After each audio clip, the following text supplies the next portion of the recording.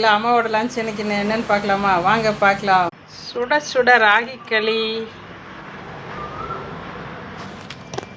பாருங்க.